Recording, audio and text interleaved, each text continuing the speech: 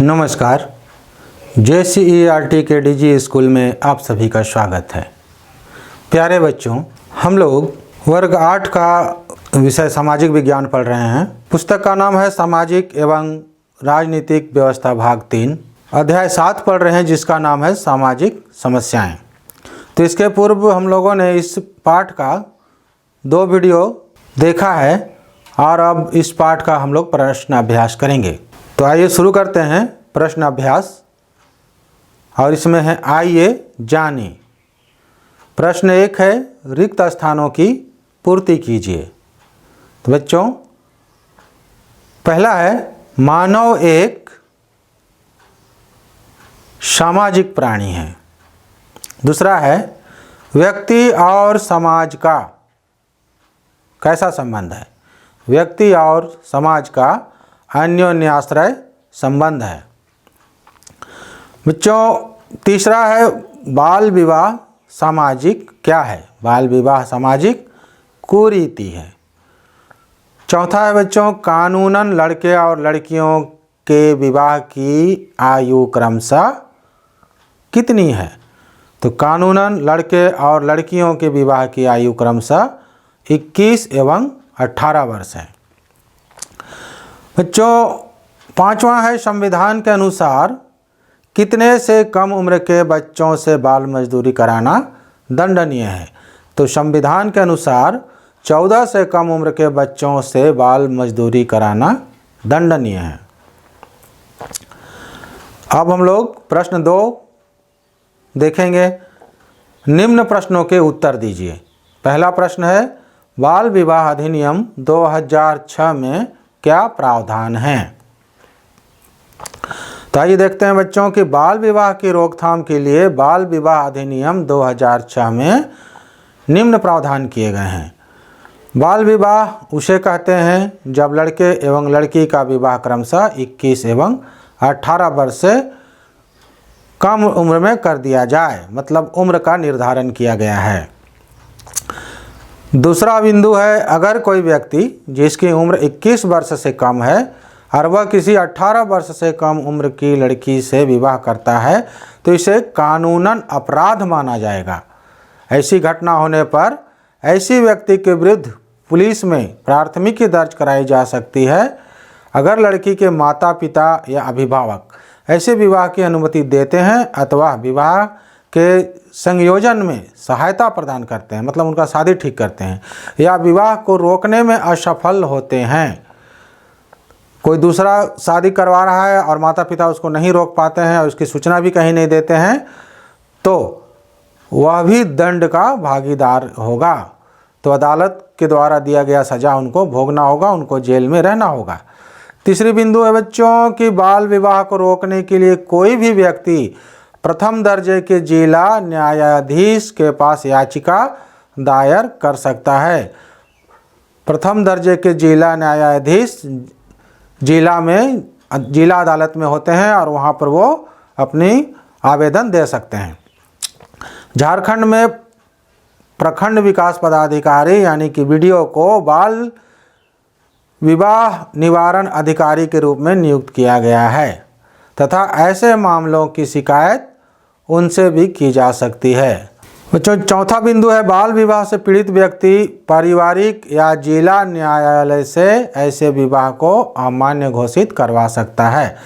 बच्चों, एक पारिवारिक न्यायालय होता है और जिला में न्यायालय है तो विवाह हो जाने के बाद भी वो इसे अमान्य घोषित वहाँ से करवा सकते हैं। बच्चों, अगला है प्रश्न कि नशाखोरी के दुष्प्रभावों को लिखिए। तो देखिए नशाखोरी के दुष्प्रभाव क्या क्या हैं। पहला है एकाग्रता में कमी, ध्यान भटकता है। दूसरा है स्मरण शक्ति में कमी, बातें याद नहीं रहती है। तीसरा है स्वयं पर नियंत्रण कम होना, अपने शरीर पर अपने सोच पर नियंत्रण कंट्रोल नहीं होता है। स्वच्छता में कमी, गंदे रहने लगते हैं ऐसे व्यक्ति। शरीर का वजन कम होना, धीरे धीरे स्वास्थ्य खराब होता है तो शरीर का वजन कम होने लगता है। स्वास्थ्य संबंधी समस्याएं, कई प्रकार की बीमारी उनको घेर लेता है और वो अपराधी प्रवृत्ति के हो जाते हैं, उनमें अपराधी प्रवृत्ति का जन्म हो जाता है, अपराध कर बैठते हैं। तो बच्चों, आप भी अपने परिवेश में नशाखोरी से प्रभावित व्यक्तियों को देखे होंगे। आप ध्यान दीजिएगा तो ये सारे या कुछ लक्षण उनमें जरूर दिखेगा। तीसरा प्रश्न है बच्चों कि मानव तस्करी के क्या क्या तरीके हैं, किस तरह मानवों को, बच्चों को, मनुष्यों को बेचा और ख़रीदा जाता है। तो पहला है कि प्रलोभन देकर, लालच देकर तैयार किया जाता है। रुपये पैसे की लालच, शहर की चकाचौंध में रहने की लालच और महंगे सामान खरीद देने की लालच, फिल्मी दुनिया में काम दे देने की लालच, ये सब प्रलोभन दिया जाता है। दूसरा, नहीं मानने पर धमकी द्वारा धमकी दिया जाता है कि अगर नहीं मानोगे, नहीं जाओगे तो कुछ भी हो सकता है, इस तरह धमकी देते हैं। तीसरा है जबरन, जबरदस्ती, बल प्रयोग द्वारा उठा कर ले जाते हैं। अपहरण करके कहीं जा रहे हैं, वहाँ से उसको वहाँ से गायब करके ले जाते हैं। और धोखे से, झूठ बोल कर ले जाते हैं कि अच्छा काम देंगे, पढ़ाने ले जा रहे हैं, बोलते हैं वहाँ पढ़ाएंगे और उसको बेच देते हैं। तो ये सारे मानव तस्करी एवं बाल तस्करी के भी तरीके हैं। बच्चों, अगला चौथा नंबर प्रश्न है कि बाल श्रम क्या है। तो 14 वर्ष से कम उम्र के बच्चे एवं बच्चियों से मजदूरी करवाया जाता है तो यह बाल श्रम कहलाता है। आप चित्र में देख रहे हैं कि ये मकान बना रहे हैं बच्चे, ईंट ढो रहे हैं और गारा ढो रहे हैं, मसाला ढो रहे हैं, ये सब बच्चे ढो रहे हैं, मतलब ये मजदूरी कर रहे हैं। इसके बदले इनको पैसा मिलेगा, वो बहुत कम पैसा मिलेगा, तो ये अपराध है। अब बच्चों, आपके प्रश्न अभ्यास में आइए चर्चा करें दिया हुआ है। तो चर्चा किन बिंदुओं पर करना है समझ लीजिए। बाल विवाह को कानूनन अपराध माना गया है। आपने पढ़ा, आपने सुना कि बाल विवाह कानूनन अपराध है। तो क्या आप भी इसे एक अपराध मानते हैं? अपने उत्तर के पक्ष में कारण लिखिए। अगर आप बोलते हैं कि हाँ मैं भी इसे अपराध मानता हूँ, तो ये अपराध कैसे है।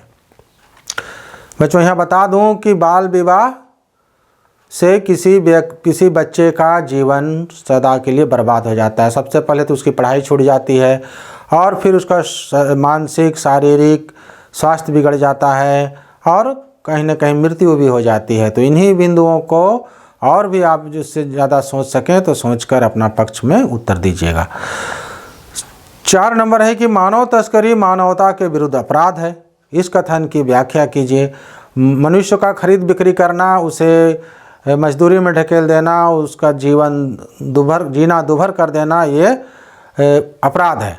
तो आपको इसके बारे में व्याख्या करना है, मतलब कि बतलाना है, लिखना है। चर्चा का बिंदु 5 है कि बाल श्रम को दूर करने के लिए कोई 3 सुझाव दीजिए।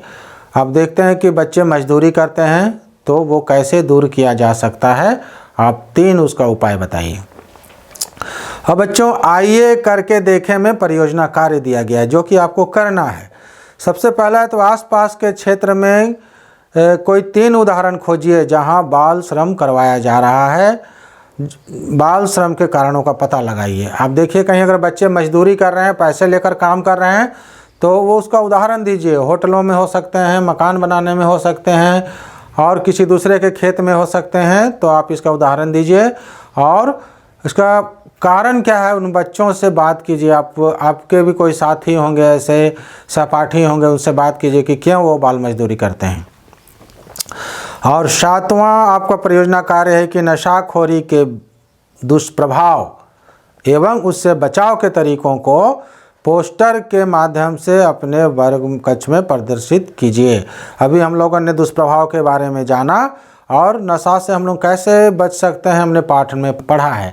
तो बच्चों, आप इसका पोस्टर बनाइएगा, चार्ट पेपर पे बनाइएगा और अपने वर्ग कक्ष में इसको प्रदर्शित करना है, दिखलाना है सबको। तो बच्चों, ये आपका परियोजना कार्य थे। तो यहाँ यह पाठ समाप्त होता है। बच्चों ध्यान से पढ़िए, लिखने का अभ्यास जारी रखिए, खेलते रहिए, खुश रहिए और जीवन में आगे बढ़िए। धन्यवाद बच्चों।